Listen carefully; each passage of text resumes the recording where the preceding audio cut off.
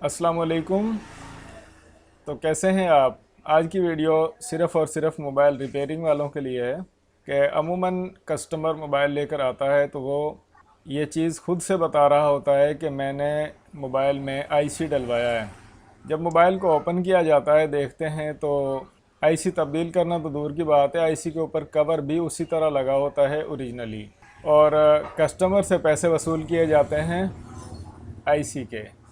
तो आपने माइंड नहीं करना बिल्कुल भी। मेरा जी चाह रहा है कि वो लॉजिक जो आप कस्टमर को बताते हैं कि आईसी क्यों तब्दील करना है, मसला क्या है, तो वो आप सब लोगों ने कमेंट करने हैं इस वीडियो के नीचे कि आप इस तरह आईसी तब्दील करते हैं या नहीं करते, अगर करते हैं तो क्यों करते हैं। तो आपके कमेंट्स का इंतज़ार रहेगा। मोबाइल रिपेयरिंग करें, अपनों को सपोर्ट करें, अपनी फैमिली को सपोर्ट करें, लोगों को ज़्यादा से ज़्यादा फ़ायदा पहुँचाएँ। अपना ख्याल रखें। अल्लाह हाफिज़।